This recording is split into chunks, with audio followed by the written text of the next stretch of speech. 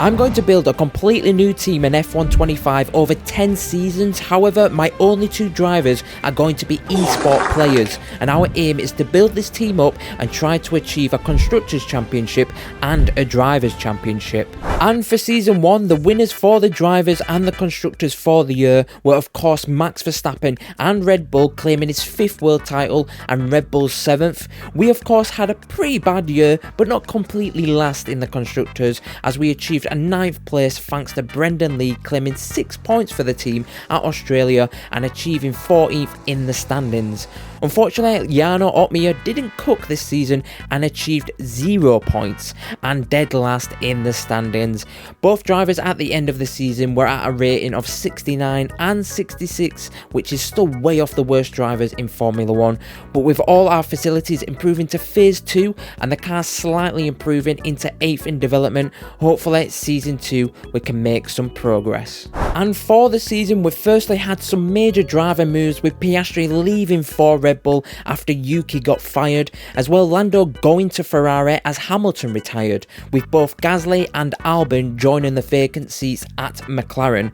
We then saw Colapinto rejoin Williams and Zane Maloney join Alpine, who still had a better driver rating than both of our drivers. But the winners for Season 2 were once again Max Verstappen and Red Bull, with now 6 titles for him and 8 constructors for Red Bull. However, despite the jealousy, our team did actually see some improvements once again, and thanks to the best esports driver of Brendan Lee claiming 2 points finishes at Bahrain and Abu Dhabi of 10 points for us to claim 7th in the constructors, 2 places higher than last season. All we needed was Jarno to actually start performing and score some points. In terms of performance, the car developed extremely well this season, with us now being 4th and it being really close between the top 4 apart from Mercedes dominating. Fortunately, our facilities also improved this season once again and to Phase 3, and both of our drivers developed to now 73 and 70 rating. For Season 3, unfortunately there were no driver moves, which is rather boring.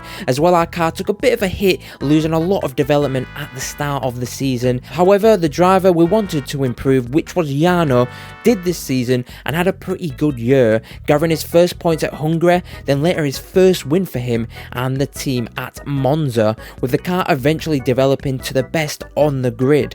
The team also saw itself achieve maximum facilities in all departments, which gives us the best resources and opportunity to really win a championship now. Unfortunately, we did not win a championship this season, as this time it was Russell absolutely smashing the championship, and the same in the constructors for Mercedes. Fortunately, we did improve to 6 and gathering 76 points, with Jarno leading the team, getting 9th in the standings and Brendan 14th. As well, both drivers eventually developed to 73 rating at the end of the season. Can we, for Season 4, make a real championship charge? For this season, we did get some driver moves, with some sad ones of Alonso and Hülkenberg retiring from the sport, which saw Lawson and Victor Martins replacing them and Paul Aron joining RB.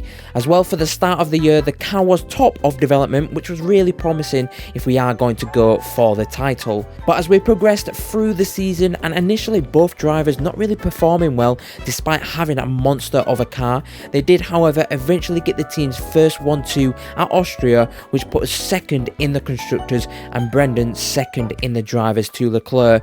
But as we got to the end of the season, unfortunately they weren't consistent enough and Brendan just missed out on the title by 12 points to Leclerc at the final race. But some good news, we did progress massively as a team this year, as we achieved 3rd in the constructors with 3 wins, and no thanks to Jarno with an 8th overall finish. Both of our drivers developed now to 75 and 74 rating, but the big worry for the rest of the season is that we are max developed and the other teams are starting to catch up.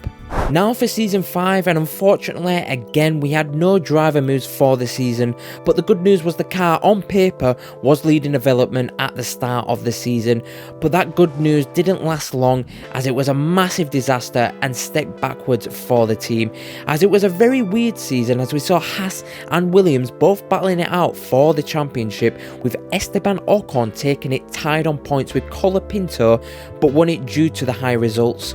This meant Haas also won won the Constructors for this season, but for us, we finished down in 9th, losing 6 positions from last year, which I can only put down to the R&D in my team coming to a standstill, with most teams being on an equal performance, but our drivers not really having the rating to get the good results.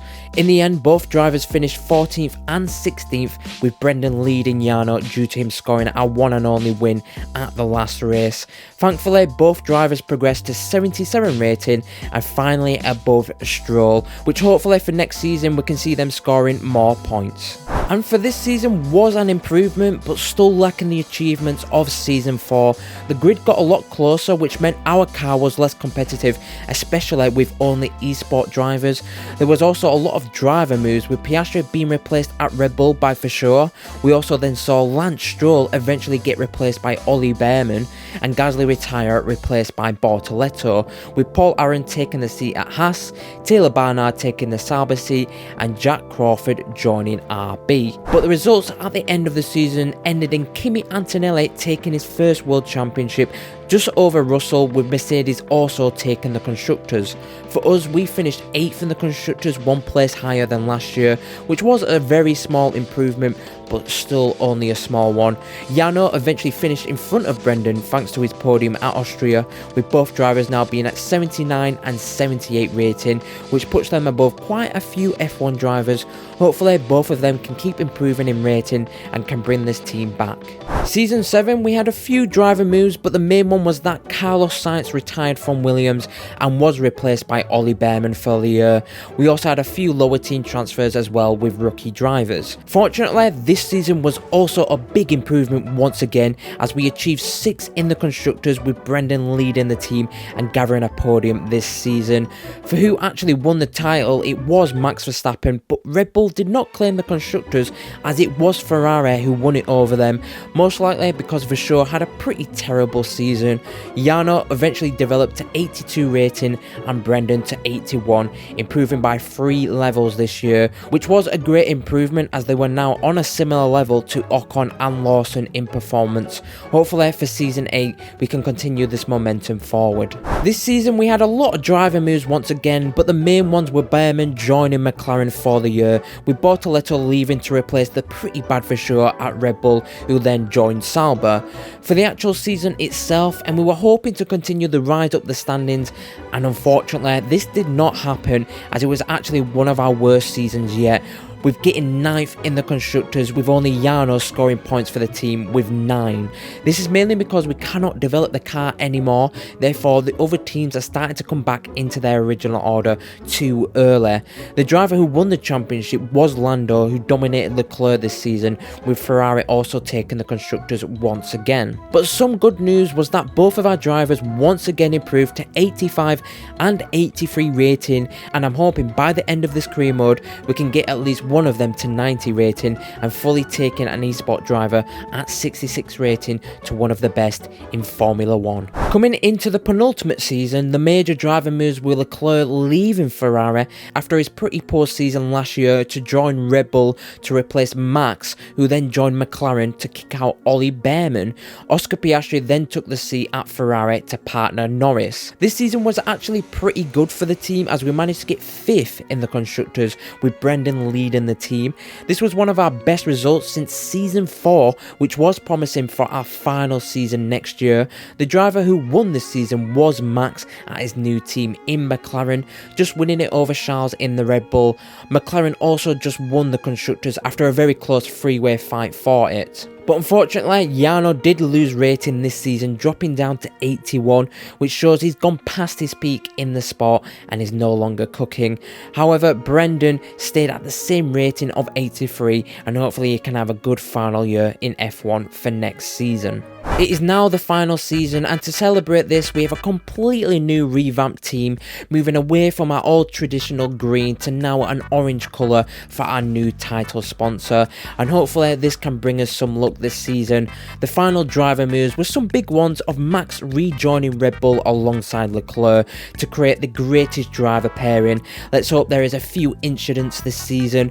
The other moves were Piastri also going back to McLaren to replace Max, with Bortoleto joining Ferrari. But the final results eventually came, and who won the championship this season was once again Max Verstappen, in which he is now a 9-time world champion, with Red Bull also winning the Constructors.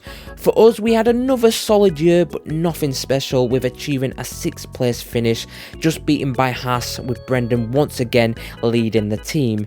In the end, Brendan finished in front of Yano 7-3 in the standings across all 10 seasons. Yano eventually dropped to 79 rating, and Brendan actually improved again to 84 rating, putting him the 8th best driver on the grid. For our team, we got 15 podiums, 5 wins and 4 poles across all seasons.